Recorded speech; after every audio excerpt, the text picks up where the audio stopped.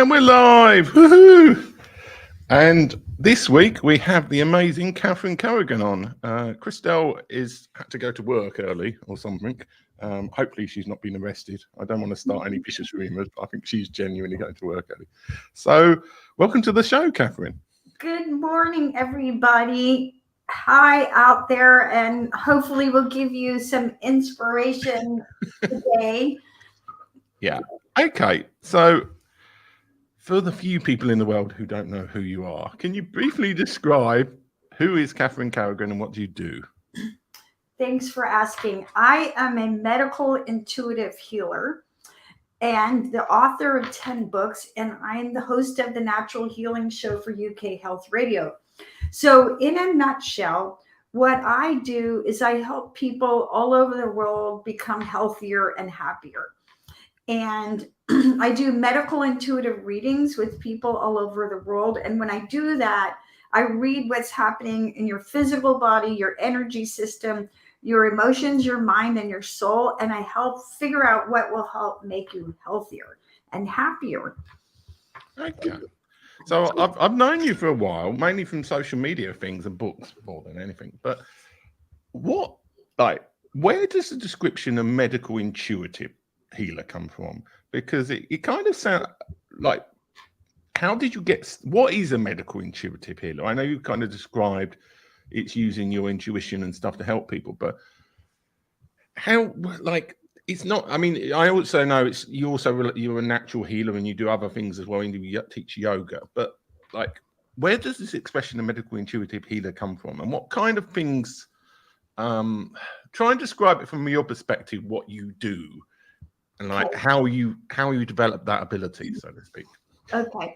Well, and people ask me when I figured out I was intuitive, and I can tell that story. But basically, I'm a professional intuitive, and I'm highly trained, and I have chosen to use my intuitive gifts to basically read people's bodies. Yep. And I don't have to see someone or put my hands on them to know what's wrong or what will work to make them better.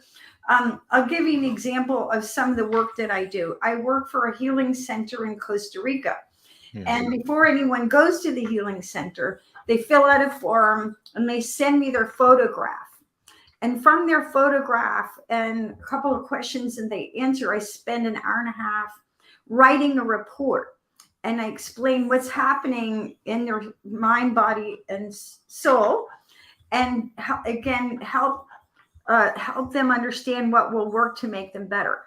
I also have 29 years of experience in natural healing. I'm 63.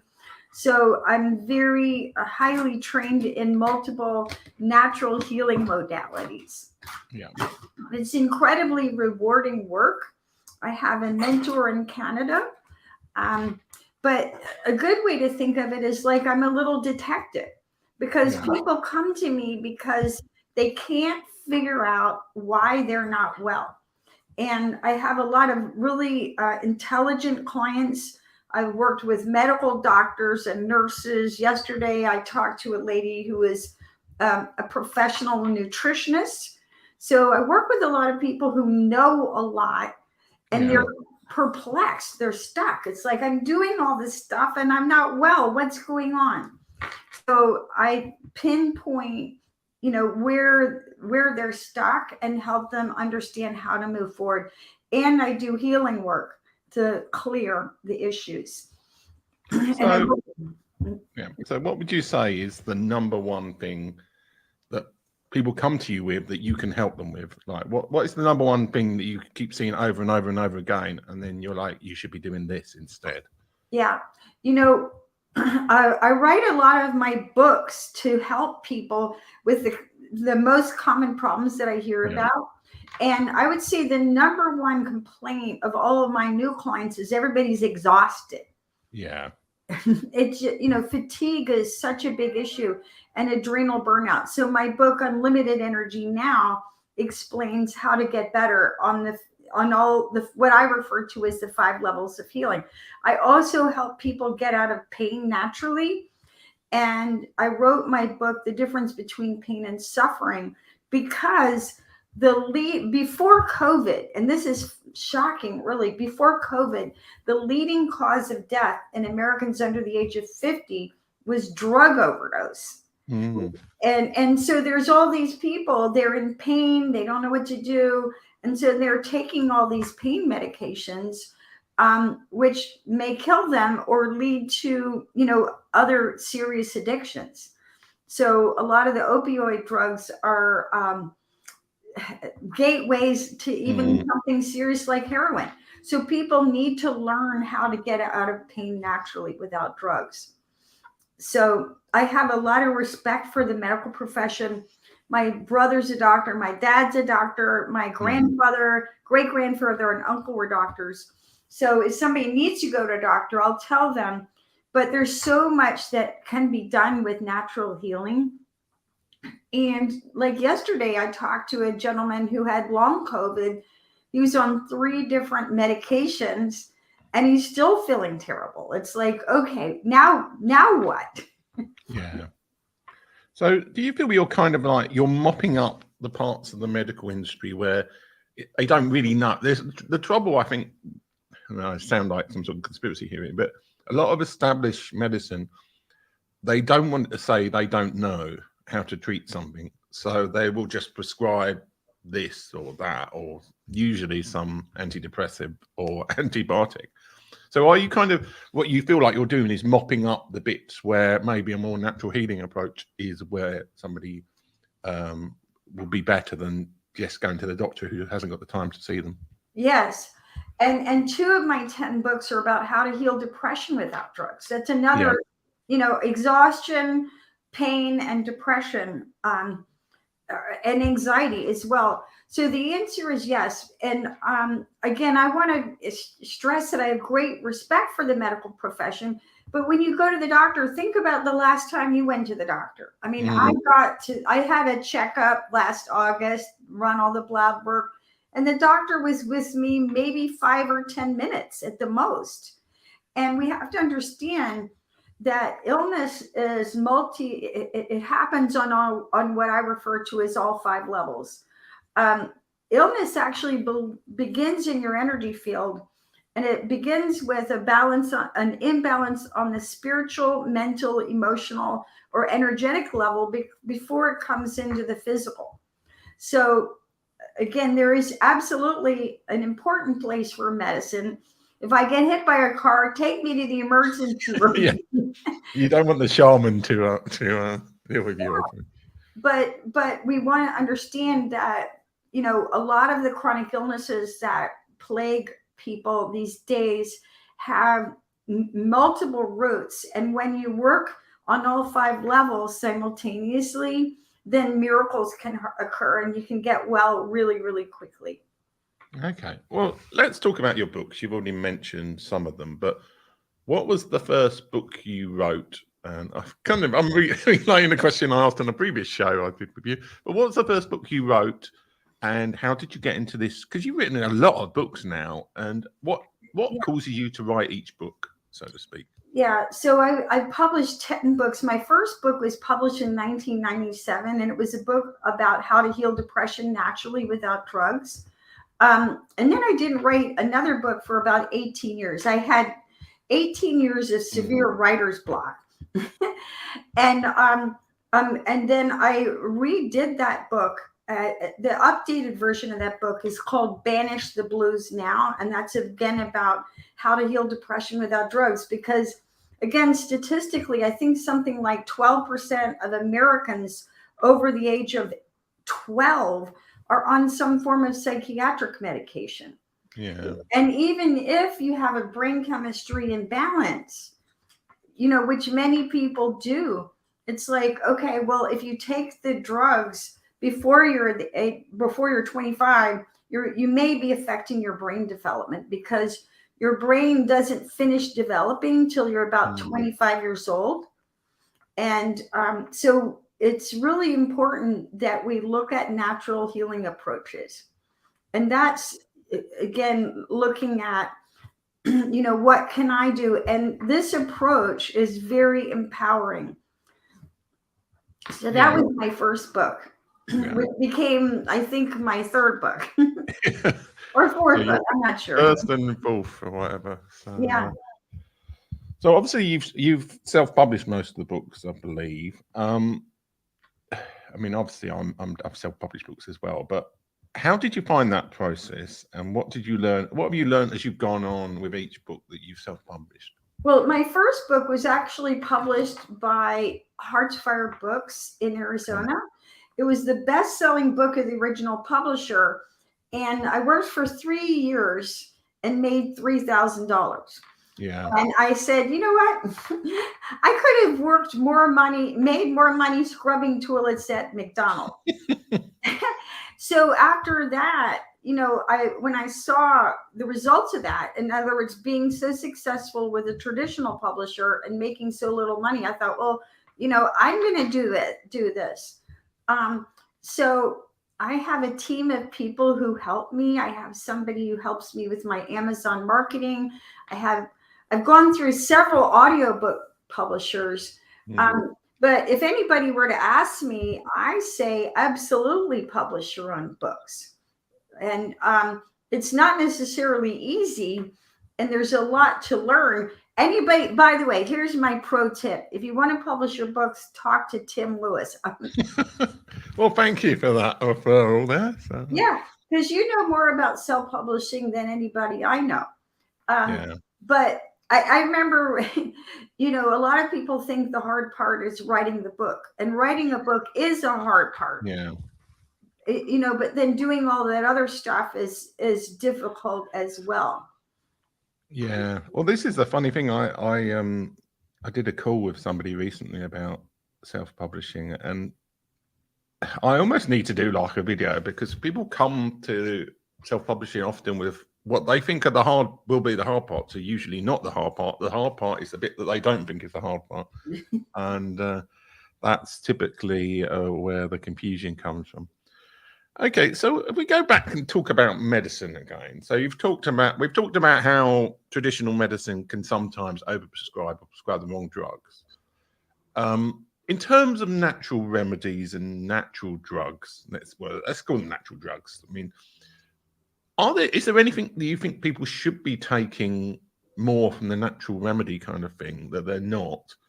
Or, I mean, what kind of things do you recommend on that regard? And how should people be careful about, because there's a lot of charlatans in health in general, but especially in natural. So if somebody thinks like, oh, maybe I should take this supplement or this thing, what sort of guidance would you give them in that regard? My first advice is don't do it yourself. Yeah. And I can tell you story after story of people who've come to see me, and they literally brought in a suitcase full of vitamins and herbs and homeopathy, and they're having horrible headaches. Or in one case, I had a client who was having screaming urological pain, and she was a realtor. She was in so much pain, she couldn't work. And I told her, you're taking too many supplements.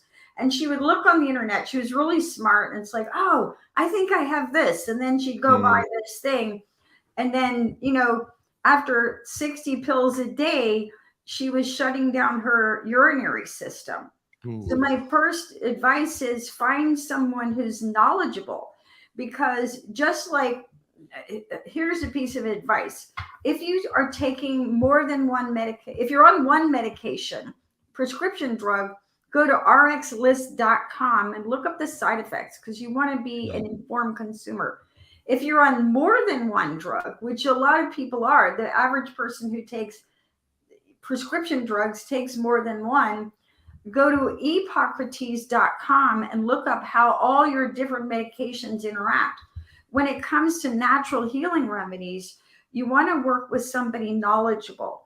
And I have different methods that I use to determine, whether you need something. And you have to look at, do I need it? Does my body assimilate it?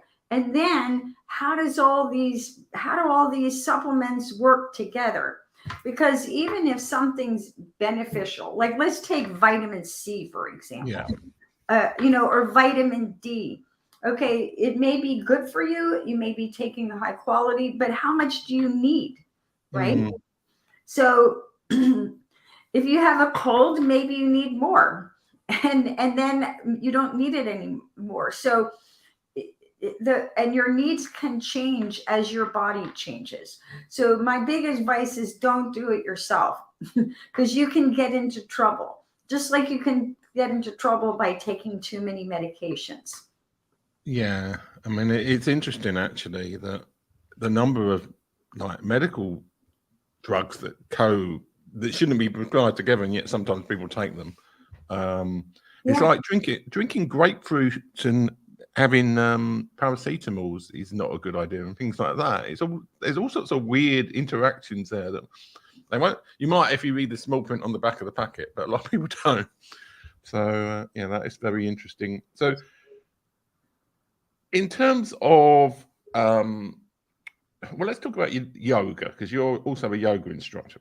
Yes. So how did you get into yoga, and what advantages does yoga give to somebody in terms of the practice of yoga, so to speak? Okay. Well, I'm 63. I still teach yoga 8 times a week. Yeah. And the side effects of yoga are happy, healthy, and at peace. Yeah. Yeah. Older women who practice yoga for at least 8 years have more gray matter in their brain. Okay. So it prevents your brain from aging. One of the 8 classes I teach every week is yoga for osteoporosis. So yoga can reverse bone loss. It can reverse osteopenia and osteoporosis. I've had numerous students reverse bone loss. When I started practicing yoga, here's a side effect of yoga you may not have heard of. I got 1.5 inches taller in my 30s. And it was so funny because I remember going to the doctor, you get a checkup and they weigh you and they measure your height. And I'm not very good at laundry. And I kept thinking I'm shrinking my pants.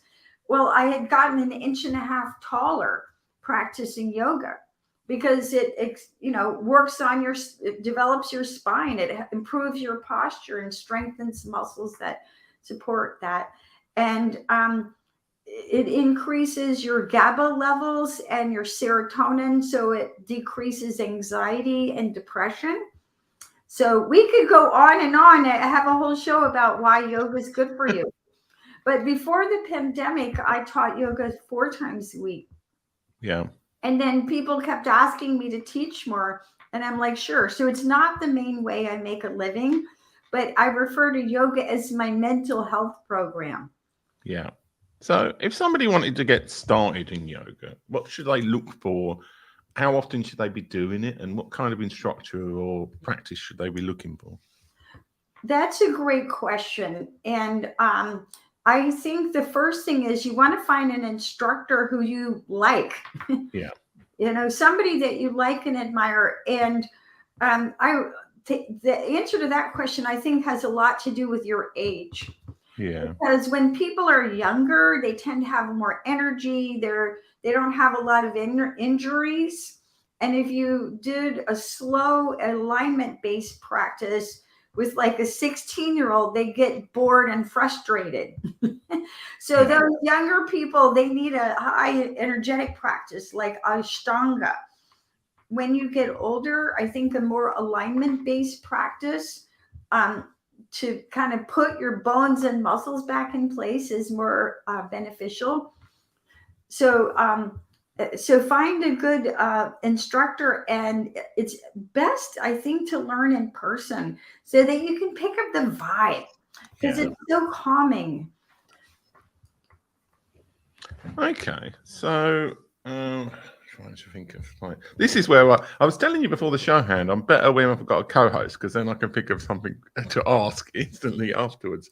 But well, how about this? Why don't you? I'll give people some of my top tips for being healthy. Right? Yeah, that works very well. So you've do it in reverse order. Do it in reverse order from like the third to the best. Well, Okay.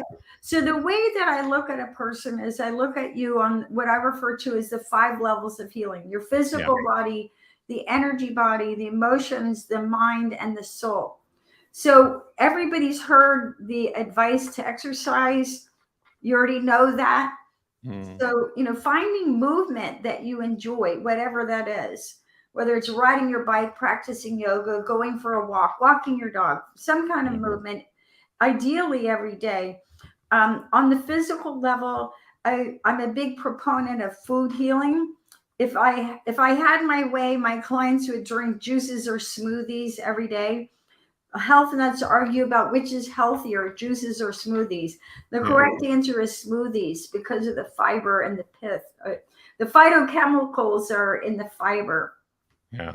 So 10 to 20 ounces. I'm not a very big person, so 10 ounces of juice is a lot for me. Juice every day, exercise every day. Don't microwave your food. That's a big mistake that I see a lot of people making. When you microwave the food, it reverses the polarity on the cells. On the energetic level, a lot of people are not really paying attention to the input and output of their energy. And everyone has circadian rhythms. Yeah. So yesterday, for example, I was working with a client of mine who's a CEO in England, and he was so frustrated. He's like, I'm always tired in the afternoons.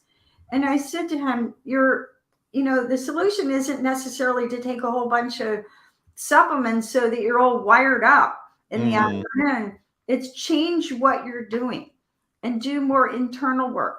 So on the energetic level, there's something called chronotypes. So everyone has a natural rhythm. We know this. Some people are morning people, some people are evening people, some people are what's called dolphins, so they're intermittent. So figure out your chronotype, figure out your energetic profile, and then align your schedule with your natural rhythms, and then you're not fighting, then you're not going to be so exhausted. On the emotional level, you have to understand that emotions can shut down any physiological process. Yeah. And many people neglect their emotional health. So yesterday, for example, I talked to a lady who's a nutritionist, and she told me what she ate. There's absolutely no junk anywhere in her diet.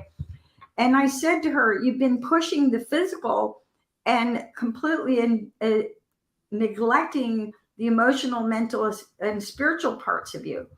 So whether it's working with a counselor or a life coach or someone to help you resolve your core emotional issues. On the mental level, I started healing work with something very simple called brain gym. And it's about integrating the left and right sides of your brain. And brain integration work is incredibly powerful because when the average person gets stressed, your non-dominant hemisphere is 75 to 85% shut down. So if you can get both sides of the brain working together, then you have lower stress, you're more productive. It's part of why I've published 10 books and other people are still working on their first, right? So integrate your brain. And then on the soul level, what my 10th book is called Reading the Soul. And everyone has karma to clear in this lifetime. So understanding what is your soul purpose, what karma are you here to clear in this lifetime? Everybody's got different soul challenges. And then there's something called that I refer to as soul medicine. Yeah. Just like you can take herbs or homeopathy or flower essences or supplements, the most powerful level to work on is your soul. And when there's something called your cantillation, which is any activity that you can do that raises your vibration so much that it's almost like it lifts you up out of all your problems. So examples of this could be physical intimacy, writing poetry, riding your bike, climbing the mountain. So activities that make you super, super happy. And when you really understand what is it that my soul needs right now, you can be super happy. And that solves many problems. Yeah, we have a comment from Beth, who's a regular viewer of the show. Also, a lot has to do with being positive and having a positive mental attitude as well. So let's talk more about the soul, because obviously some people don't believe that we have souls. Some people believe that souls are associated with a particular religion and an afterlife. Without being too controversial and upsetting too many viewers, can you say a little bit about what your views are on religion and spirituality and soul and all the rest of it, souls and all the rest of it? Okay, not that I know anything, but it's my view that you are a soul and you have a physical body. So you are a soul in this body, in this lifetime. It's my view that you have lived, your soul has been around before. Yeah. And because as a medical intuitive healer, I spent most of us have a lot of issues in this lifetime, but sometimes your current issues started in previous lifetimes. Yeah. And then also your soul may have made soul agreements in other lifetimes. So you may have had past examples of past life vows. A real common one that people may have known about is vows of chastity and poverty. Right? So if you've taken that kind of vow in previous life, then that may be what you're experiencing in this life. So I live in Atlanta, Georgia, and people are very sensitive about the subject of religion. I grew up in the Episcopal Church. I have a very strong prayer practice. I pray every morning, every evening. And it's my view that intuition is really your soul guidance. That's another word for it. So it's your soul saying, hey, wait a minute. This is where you need to be going. This is what you need to be doing. Okay. So I think we've covered most of the things we wanted to cover in this show. We could talk for ages about all sorts of things, because you do a lot of stuff with social media as well. But we won't muddy the interview by talking about your social media books as well. How can people find out about Catherine Carrigan, your medical intuitive healing, your yoga, if they happen to be in the Atlanta? Do you do online yoga as well? Or is Yes. Just in Atlanta? Yeah. 4 of my classes every week are online on Zoom. We're all on Zoom these days. But you can find out about me at CatherineCarrigan.com and unlimitedoutenergynow.com. You can subscribe to my YouTube channel. If you look up Catherine Carrigan on YouTube, and you can listen to the Natural Healing Show for UK Health Radio. Yeah, and that's on YouTube, is it? Or is it an app? Yeah, the videos are all on YouTube. If you go to my YouTube channel, you can watch the videos. Yes. Okay. Well, I've also thought of another question, in that this is why I shouldn't be a single host in these shows too much. What would you say if somebody you could only give people one of your books? Which of your books would you give to somebody? Let's say you couldn't read them what their issues were. What would be the book that you give people from the books that you've written? Well, actually, I'll give a giveaway on this show. One of my books is called The Little Book of Breathwork. Yeah.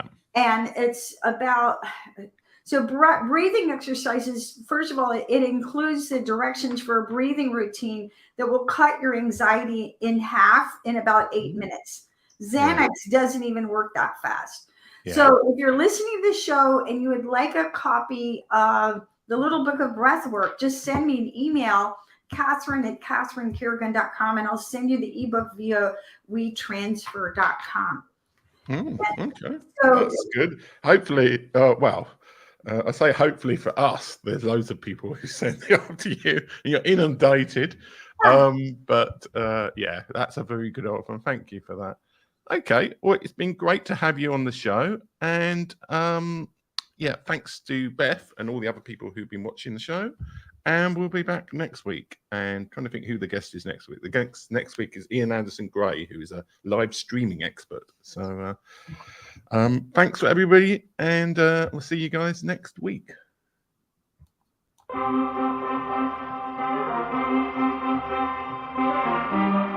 This is terrifying for me. I've made more money in the last 3 years than I did in the previous 7. It's just cliche shit, you know.